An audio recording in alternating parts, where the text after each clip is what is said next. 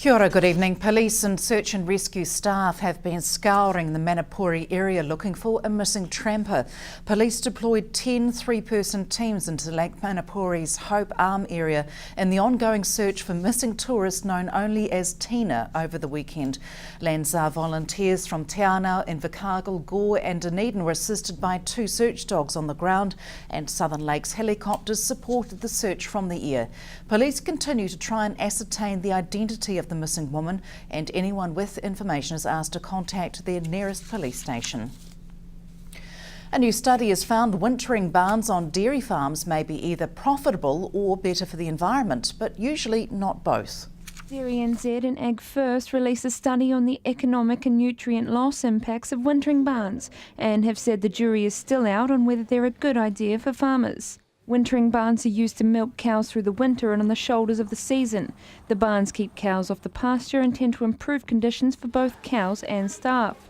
But the barns come at a significant cost. We're talking between $1,000 and $4,000 a cow, and that's the range we see, and that's really important when farmers are looking at barns. What kind of barn do they want and what system do they want to run, and how, because the cost obviously has an impact long term on how you pay back that investment.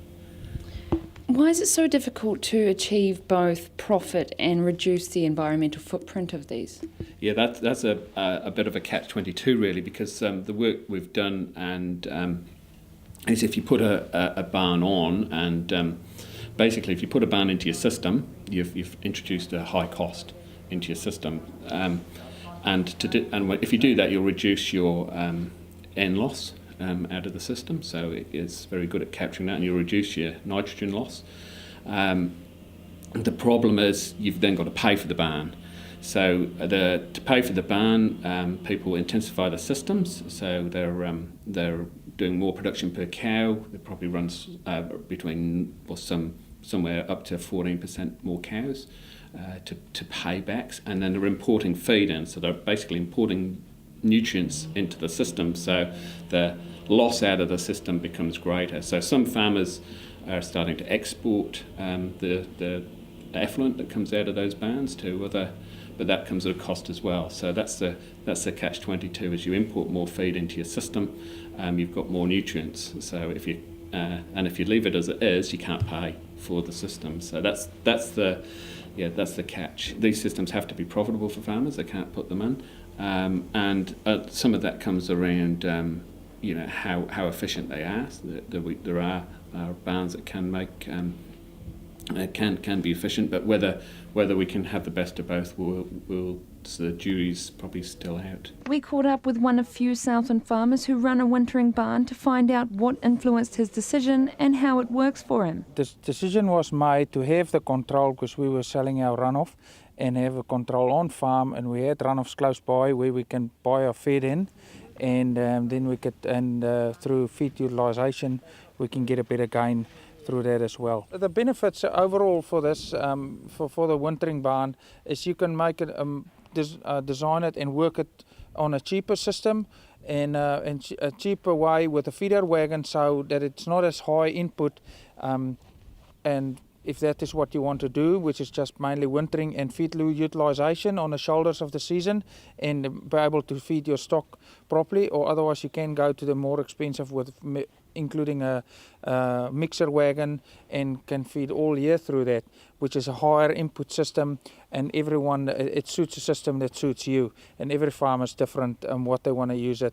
It can be used as a standoff area where you can get the feed into the cows at times of wet periods like we had earlier in the season, or utilised as a wintering barn. So there's different options. It gives you options, and these options work towards your favour, how you want to work it. The second stage of the study will involve 9 more farms in the North Island, and the results will be completed early next year. Sharon Rees, South Today News. New Zealand's favourite recreational drug, alcohol, is a widespread carcinogen, and it's hoped new research will help make people be more aware of its dangers. Research published in the New Zealand Medical Journal last week shows most Kiwis know about the risk of injury due to alcohol, but the link with cancer is not known so well, according to Professor Doug Selman, medical spokesperson for Alcohol Action New Zealand. According to the World Health Organisation, ethyl alcohol, the alcohol in beer, wine and spirits, is a Group 1 carcinogen, which can directly cause cancer. Another Alcohol Action spokesperson, Dr. Jeremy McMinn, says New Zealand rates of breast and bowel cancers are significantly higher than it could be if heavy drinking was curtailed. Some of the South's Chinese population came together to celebrate the Chinese New Year on Saturday. The Southern Institute of Technology was the venue for dumpling making demos, games and music, as well as the traditional lion dancing at a buffet lunch. SIT CEO Penny Simmons was guest speaker for the auspicious occasion, which it celebrated on campus each year for students and families. 2015 is the year of the goat or sheep according to Chinese astrology. Chinese students represent the largest percentage of international students studying at SIT. Coming up after the break, find out how you can play your part in propelling local duo Into the East into international superstardom.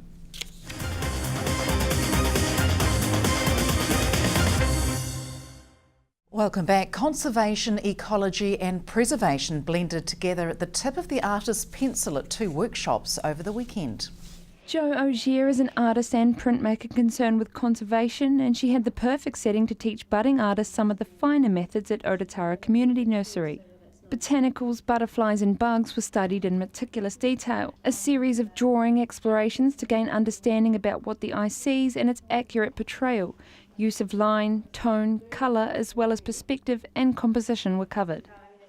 Ogier has exhibited extensively with works held in public and provide collections throughout New Zealand. The dulcet sounds of Invercargill's dynamic duo Liv McBride and Graham Waller of Into the East rang out in Queen's Park yesterday. An appreciative crowd basked in the sunshine as the duo performed in the final of the Summer Sounds concert series. Deck chairs and picnics kept the crowd comfortable while they listened first to M&D before Into the East took to the makeshift stage. The duo are currently battling it out for top spot in an international competition and took advantage of their captive audience to strum up some more votes. They already have more than 76,000 votes, but with just 1 week to go, the pair have to get into the lead to win. At the moment, we're number 2 in the world behind a group from Nashville, so it's ridiculous. Yeah. It's insane how well it's doing. We just need a little bit more local push to That's right, get Invercargill to number 1. It's been such a privilege to have that much support from Invercargill, and all we want is just that little bit more, and then we'll shut up. We won't say anything else ever again. This whole thing has just brought our fan base and a whole bunch of extras together, and just I suppose just because everyone's kind of gone crazy and they just want to see Invercargill doing really, really super well. So it is working. We're sort of, our shameless self-promotion is teamed in with everybody else's shameless promotion. So we're all just shameless. The other thing too is if you look behind us, right, all those people there, I don't think they would have, half of those people probably found out because of that, shameless self-promotion. So must be doing something right. Yeah. For those who do want to vote, if you go to artistsignal.com/into the east, then that will take you straight to a big green vote button and our picture with me and Tim in the middle. Graham's giving him a little kiss on the head. Yes, I like him, he's nice. That's right. And there's a big green vote button, you click it, it'll say, you need to sign in. And so you sign in with Facebook, you have to have a Facebook account because it needs to know that you're not a robot.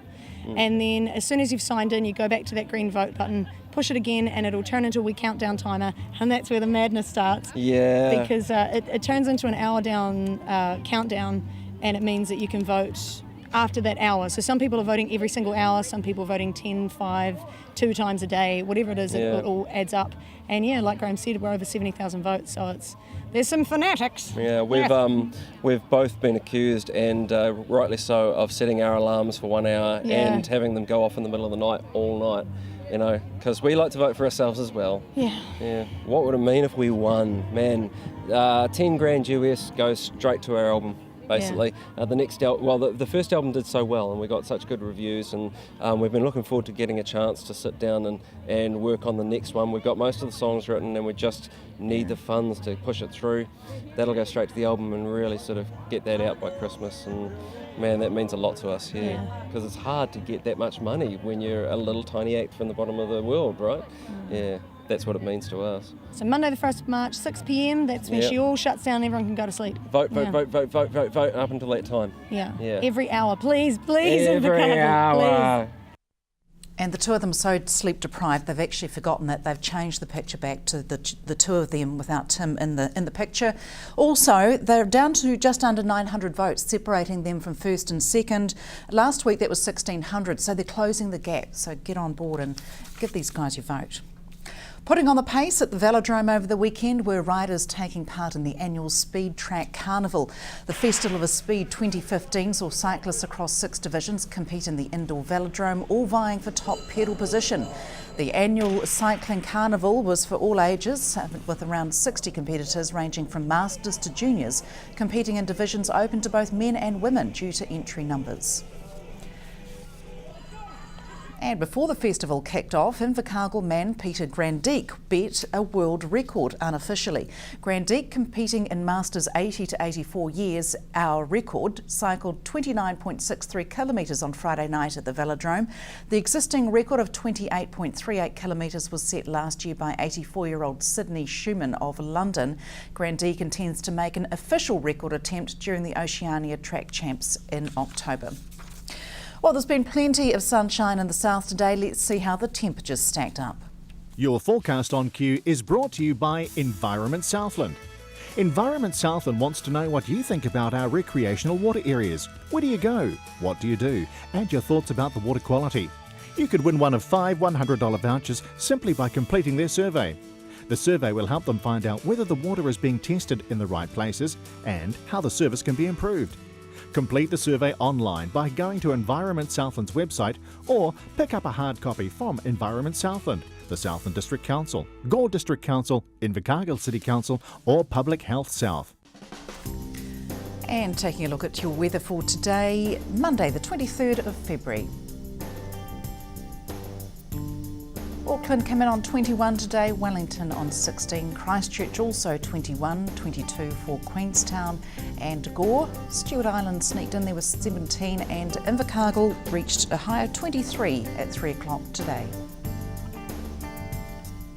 For tomorrow should be fine apart from isolated afternoon and evening showers inland with light winds, 17 the high for Half Moon Bay tomorrow, 23 for Wyndham. Gore's expecting 23, a high of 24 for Invercargill City. Overnight lows of 9 for Taonau and 10 for nightcaps in Queenstown.